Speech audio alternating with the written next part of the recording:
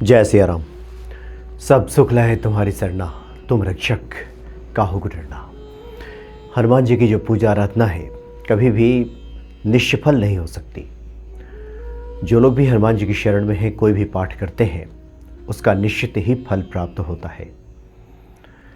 परेशानी की स्थिति में कई बार प्रतिकूल जब परिस्थितियां होती हैं तो व्यक्ति का धैर्य चूकने लगता है, धीरज टूटने लगता है और उस परिस्थिति में व्यक्ति अकुलाहट में बहुत सारी बातें कह जाता है कि इस जीवन में हनुमान जी सुनेंगे क्या, हनुमान जी सुनते हैं क्या, सबकी सुनते हैं, मेरी भी सुनेंगे क्या, कब सुनेंगे।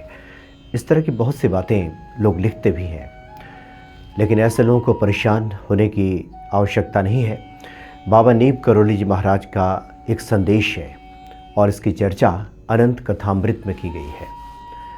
इसमें बाबा जी स्पष्ट तौर पे कहते नहीं बल्कि अपने भक्तों के साथ करके दिखाते हैं कि पूजा पाठ के समय भाव की अवस्था में हम जब ईश्वर को पुकारते हैं और हमारे आँखों से आंसू एक बूंद भी अगर टपक जाए तो उसकी भी कीमत होती है और ईश्वर उसकी कीमत भी चुकाते हैं।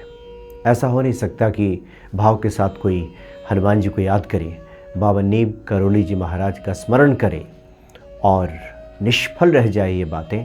ऐसा नहीं हो सकता। इसका निर्धारित फल है, निश्चित ही मिलेगा, ये बिल्कुल तय बात है। प्यारे लाल जी बरेली के रहने वाले, ये 1962 की बात है। प्यारे लाल जी बताते हैं, अनंत कथामृत में इस बात की चर्चा है। प्यारे लाल जी कहते हैं कि उन दिनों में बहुत परेशानियां थी उनके जीवन में, हर चीज़ प्रतिकूल था, धन का तो अभाव था ही। वैसे भी 1962 में ये तब की बात है कि लगभग चीन के साथ भारत की जो तनातनी चल रही थी, उस वक्त परिस्थितियाँ वैसे भी काफ़ी प्रतिकूल थीं। तो प्यारे लाल जी कहते हैं कि इतनी प्रतिकूल स्थिति थी कि घर में खाने पीने की भी दिक्कत थी। ऊपर से जो घर के सदस्य हैं बीमार बहुत रहते थे, उनके माता पिता पत्नी वो स्वयं कहते हैं कि बीमार थे और बीमारी की अवस्था में ही बाबा जी से मिलने के लिए वो कैंची धाम पहुँचे थे। तो प्यारे लाल जी हनुमान जी की तो पूजा करते थे, बहुत सारे ज्योतिषियों से मिले, बहुत से ज्योतिषियों से दिखाया, जिसने जो जो उपाय बताया सब उपाय उन्होंने किया, लेकिन स्थिति में कोई सुधार नहीं हुआ। कोई रास्ता ही नहीं बनता था कि जीवन में ऐसा कुछ लगे कि कल बेहतर होगा, कोई उम्मीद दिखाई नहीं देती थी। ऐसे में उन्हें पता चला, चूँकि बरेली में बाबा जी का डॉक्टर भंडारी जी के यहाँ आना जाना लगा रहता था, तो किसी ने बताया था उनसे कि डॉक्टर भंडारी के यहाँ एक संत आते हैं और आशीर्वाद वो दे दें, बड़े अलौकिक हैं, उनके बारे में महिमा उनको किसी जानने वाले ने बताया था कि वो अगर कृपा कर दें तो सब ठीक हो जाएगा। और भारत में जो भी सनातन धर्मावलंबी हैं, कम से कम संत महिमा से तो परिचित लगभग हर व्यक्ति है कि संतों की क्या महिमा है। कोई अगर सत्पुरुष मिल जाए, कोई सच्चा संत मिल जाए तो उसका आशीर्वाद की उसकी क्या कीमत होती है, ये हर कोई जानता है। तो प्रेम नहीं था बाबा जी से, कहते हैं प्यारे लाल जी, चूँकि वो अपने परेशानियों में थे, उन्हें लगता था कि आशीर्वाद दे देंगे बाबा तो सब ठीक हो जाएगा। अभी बाबा के महिमा से परिचित तो हुए थे, लेकिन इस प्रकार की भक्ति उनके प्रति बनी नहीं थी। मन में कुछ संशय वगैरह भी चलता था कि लोग तो कहते हैं कि सच्चे संत हैं, लेकिन अब देखें क्या करते हैं। तो इसी भाव से वो कहते हैं कि उन्हें बुखार में थे वो, और उसके बावजूद वो पहुंच गए कैंची धाम, वहाँ बाबा जी से मिलने के लिए गए। तो संजोग अच्छा था, बाबा वहाँ कैंची धाम के आश्रम में ही थे। वहाँ उन्होंने बाबा जी से भेंट मुलाकात की, अपनी परेशानी बताई। बाबा जी सिर्फ सुनते रहे, उन्होंने हाँ ना कुछ नहीं कहा। एक दिन रुक भी गए प्यारे लाल जी, इस उम्मीद में कि बाबा कहेंगे कि जाओ तुम्हारा सब ठीक हो जाएगा, कोई उपाय बताएंगे, कोई आशीर्वाद दे देंगे, सर पे हाथ ही रख देंगे। इस उम्मीद से प्यारे लाल जी पहुँचे थे कैंची धाम, लेकिन पूरे एक दिन बीतने के बाद भी बाबा ने ऐसा कुछ किया नहीं। बड़े उदास हुए कि अब एक आखिरी उम्मीद यहाँ पे थी और लगता है कि अब यहाँ से भी निराशा हाथ लगेगी। बड़ी उदासी के क्षणों में वो बाबा के पास पहुँचे और बाबा से पुनः कहा कि महाराज बहुत परेशान हैं, ये दिक्कत है मेरे जीवन में, कुछ कीजिए। तो बाबा ने इतना भर कहा कि जाओ जाओ, हम बरेली आएंगे, मिलेंगे तुमसे, जाओ। और ऐसा कह करके प्यारेलाल जी को बाबा ने वहाँ से विदा कर दिया। प्यारेलाल जी बताते हैं कि पूरे रास्ते भर सोचते रहे, खुशी हुई कि चलो उन्होंने कहा है जल्द ही 4 दिनों के बाद आएंगे बरेली, तो जब आएंगे तो निश्चित ही उनका कुछ कल्याण होगा। इस उम्मीद में 4 दिन उन्होंने इंतज़ार किया और 5वें दिन उन्हें लगा कि आज तो बाबा ने कहा है आने के लिए। तो इस उम्मीद में कि डॉक्टर भंडारी के यहाँ बाबा अक्सर आते हैं, तो डॉक्टर भंडारी के यहाँ ही कुछ लोगों को भेजा कि जाके पता करें कि वो बाबा आए हैं क्या, उनकी तबीयत ठीक नहीं थी, तो स्वयं नहीं गए। इस तरह से रोज़ किसी न किसी को भेजते थे। 4 दिन 5 दिन ऐसे करके निकल गए। 5वें दिन खुद पहुँचे वो प्यारेलाल जी डॉक्टर भंडारी के यहाँ पता करने के लिए। डॉक्टर भंडारी से कहा कि बाबा जी का कोई संदेश आया है क्या, क्या बाबा ने कहा है कि आएंगे क्या।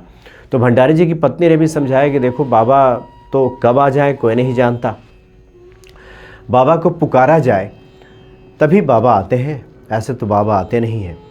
तो निराशा की क्षणों में प्यारेलाल जी कहते हैं कि उनके घर से निकले बुखार की स्थिति में, तपिश की अवस्था में, रोते हुए और बाबा को याद करते हुए कि भक्त बताते हैं, सब लोग बताते हैं कि आप पुकारने पे आ जाते हैं और भक्तों की पुकार आप अवश्य सुनते हैं। ऐसा मन में स्मरण करते हुए, रोते हुए अपने घर की तरफ चले जा रहे थे। घर पहुँचे, अभी बरामदे के पास बैठे ही थे वहाँ कि अचानक से एक जीप आकर रुकी। देखा कि बाबा नीप करोली जी महाराज उतरे हैं। बड़ी प्रसन्नता हुई। बताते हैं कि उस प्रसन्नता की स्थिति में बाबा को प्रणाम तक करना भूल गए वो, अपने दुख की स्थिति में और इस प्रसन्नता की स्थिति में कि बाबा उनके घर पे आए हैं, उनको प्रणाम तक नहीं किया उन्होंने। बाबा आकर के बैठ गए। बाबा ने जल मंगाया, वहाँ पे जल ग्रहण किया बाबा ने। और प्यारेलाल जी बताते हैं कि उनके ड्राइवर जो रामानंद हैं, रामानंद ने कहा कि वो कहीं और जा रहे थे और बरेली से काफ़ी दूर थे, कि अचानक बाबा ने ड्राइवर रामानंद से कहा कि बरेली चलो, प्यारेलाल रो रहा है। बाबा के शब्द थे कि प्यारेलाल रो रहा है, बरेली चलो। तो किसी को रोते हुए नहीं देख सकते बाबा नीप करोली जी महाराज। उनको याद करके सच्चे भाव से अगर कोई पुकारे तो निश्चित पहुंच जाते हैं। उसके बाद प्यारेलाल जी बताते हैं कि बाबा सिर्फ आए ही नहीं, रात्रि विश्राम उन्हीं के घर पे किया, भोजन प्रसाद भी ग्रहण किया, जबकि उनसे कई गुना ज़्यादा संपन्न डॉक्टर भंडारी जी थे, उस दिन उनके यहाँ नहीं गए। प्यारेलाल जी के प्रेम को देखकर उनके अश्रु की कीमत चुकाने के लिए बाबा नीप करोली जी महाराज उनके घर ही विश्राम किया उन्होंने। उसके बाद प्यारेलाल कहते हैं कि उसके बाद तो जीवन में कायाकल्प हो गया, सब बदलने लगा। जो लोग बीमार थे वो स्वस्थ होने लगे, घर में आमद की जो स्थिति नहीं थी, ऐसे ऐसे रास्ते खुलने लगे कि घर में बरकत होने लगी। और उसके बाद तो अच्छे खासे लोगों में गिनती होने लगी प्यारेलाल जी की बरेली में। इस बात की चर्चा अनंत कथामृत में किया गया है। इसलिए बाबा नीप करोली जी महाराज का ये स्पष्ट संदेश है, क्योंकि बाबा अपने भक्तों अक्सर कहा भी करते थे कि उनसे भक्त पूछते थे कि हनुमान जी कृपा कब करेंगे, तो कहते थे कि मोह खत्म होने के बाद। तो ये मोह कब खत्म होगा, तो बाबा कहते थे स्मरण से। हनुमान जी का स्मरण करते रहें, दिन भर स्मरण करते रहें, किसी भी काम में रहें स्मरण करें, हनुमान चालीसा मन ही मन चलता रहे और हनुमान जी यादों में बने रहें तो कृपा कर देते हैं। और यही बाबा नीप करोली जी महाराज के साथ भी है। जो लोग उनको याद करते हैं, स्मरण करते हैं, निश्चित तौर पे बाबा नीप करोली जी महाराज ऐसे भक्तों पर कृपा करते हैं और उनकी झोली भर देते हैं। जय सिया राम।